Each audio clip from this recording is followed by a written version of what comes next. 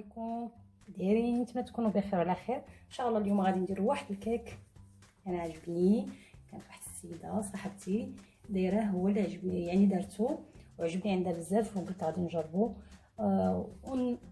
كنجربو معكم وقدامكم. هذا اول مره كنديرو، انا عجبني بزاف عندها، ومقادير كيف ما كتشوفوا بسيطه جدا.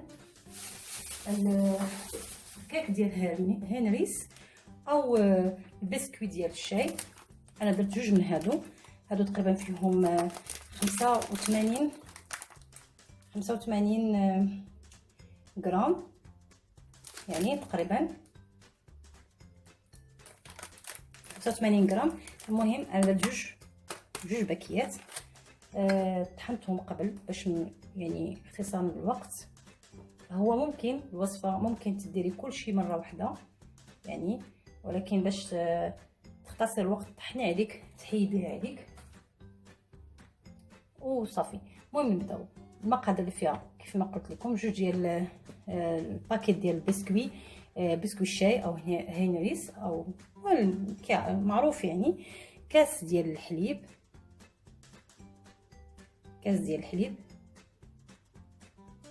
نص كاس ديال الزيت، هذا حد كاس صغير دايره بحال هكا، دايره كاس صغير، نص كاس ديال الزيت، كاس ديال السكر، انا ناقصه ما دايراش كاس، دايره نص كاس. عاد هنايا اصلا البسكوي راه حلو يعني. هنا عندي معلقه ديال النسكافيه، هذه اختياريه، انا غادي ندير الطريقه اللي دارتها صاحبتي، هي اختياريه، هي من عشاق تاهي القهوه بحالي. غادي ندوبها بشويه ديال الماء، وعندي هنايا 4 البيضات، انا عندي البيض هنا صغيور، الا كان كبير غادي ديري غير 3 بركه. عندي هنا 3 ديال المعالق كبار ديال بودره الكاكاو الخام، وعندي هنايا جوج باكي ديال البيكين باودر، او 16 غرام، يعني وحده ديال 16 غرام او جوج اللي هما ديال 8 ولا 7. واكيد يعني شويه ديال الملح ما غاديش ننساو. اول حاجه اش غادي نديرو، غادي نديرو كلشي في الخلاط. غادي نديرو رشيت بالحليب، دائما انا عندي البيتيز اللي اول مره غادي يدخل عندي، يعني انا معروفه بالبيتيز. غادي نديرو كلشي في الخلاط الكهربائي،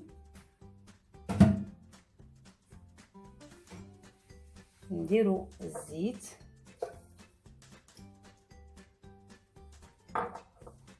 نديرو هاد المعلقه ديال القهوه، وغادي نديرو البيض،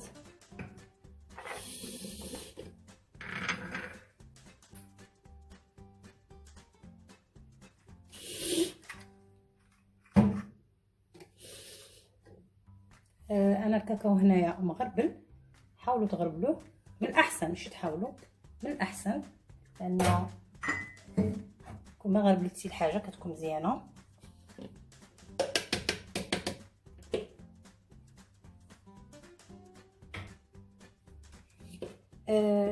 نطربوا هادو الاول، ونورمالمون ديروا كلشي، ولكن دائما كنقول باش ما تخسروش او ما تفسدوش الخلاط الكهربائي، يعني من احسن ضربوا الاول ومن بعد نزيدوا البسكوي. صافي طربنا المرحله الاولى، غادي نضيفوا دابا البسكوي. الا كنتو غادي ديروا بلا ما طحنوا في هذه المرحله هذه، غادي ديروا فيه يعني بلا هو ماشي مطحون، وخليوه حتى يرطب شويه، عاد عاودوا ديك الساعات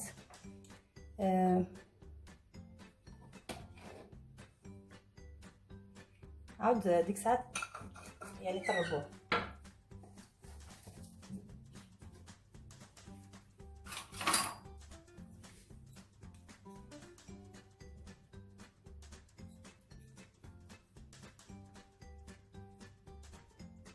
يعني الطريقه سهله يعني.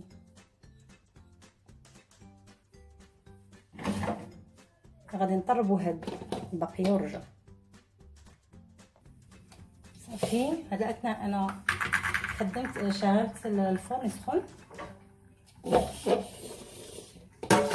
غديروا في مول دهنوه.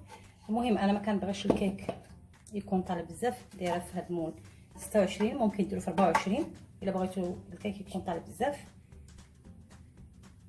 انا درت له هاد الورق المطبخ، ممكن ديروا دهنوه وترشوا بالدقيق او بالكاكاو. صافي غادي نديروه في الفران.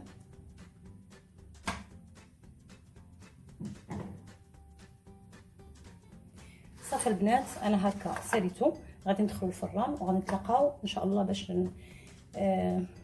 كيفاش غادي نذوقوا وشنو هذيك الكريمه الاعتياديه اللي كندير دائما مع الكيك. يعني كيبقى يعني الطريقه ديال التزيين اختياريه، ولكن هذه كتجيني انا مريحه، كنديرها بزاف.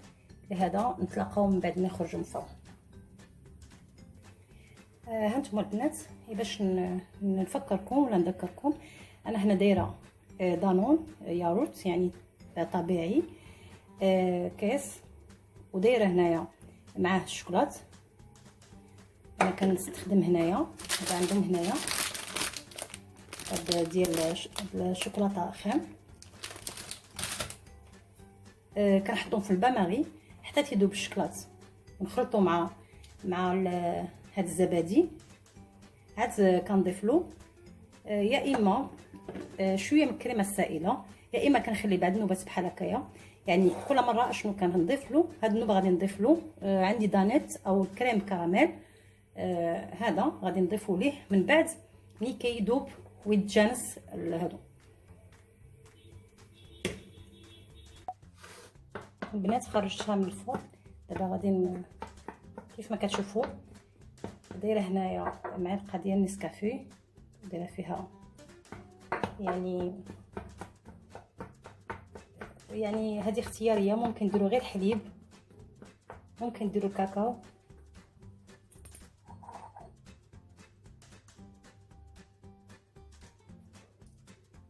غادي نخليها حتى تشرب مزيان، عاد نجي نزينها. هاد النسكافيه كتعطيها واحد اللوغو زوين.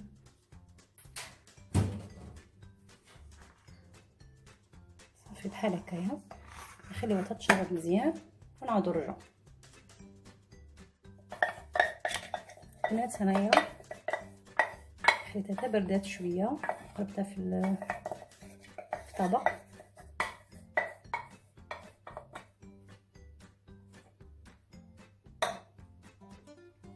كيف ما قلت لكم التزيين كيبقى اختياري،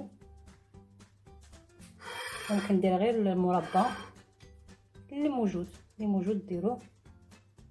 انا ديما كنخدم غير اللي عندي في الدار، ما كان ماشي على وديت شي حاجه خاصني ضروري نخرج ديك الساعات نشريها، لا اللي عندي موجود هو اللي كنستخدم.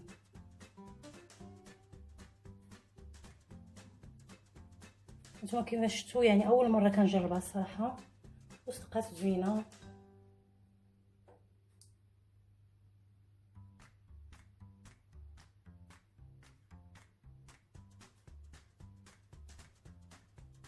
صافي انا درت بحال هكايا.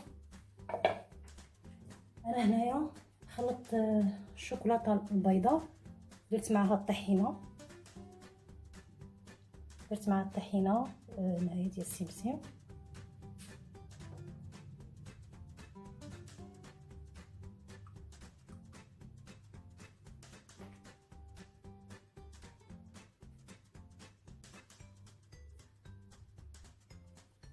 كيف ما قلت لكم التزيين كيبقى اختياري. انا درت بحال الطريقه هذه.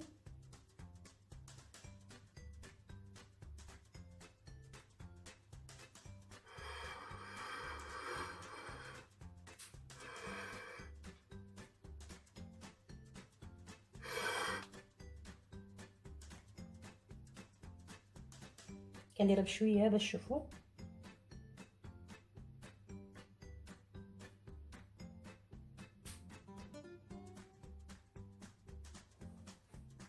بحال هكايا، طريقه بسيطه وهكذا هو انا ساليت دابا الكيك ديالنا. نتمنى هذه الفكره تعجبكم. ودائما كنقول لكم شكرا للدعم ديالكم، تشجيعاتكم ليا، وما تنساوش قولوا لي في التعليق كيف جاتكم الكيك. المهم انا بعدا عجبتني شكرا بزاف لصاحبه يعني الفكره ديال الكيك، شكرا لها بزاف. المهم هذا مكان، شكرا للدعم ديالكم، شكرا لتشجيعاتكم، والى فيديو واحد اخر كنقول لكم السلام عليكم.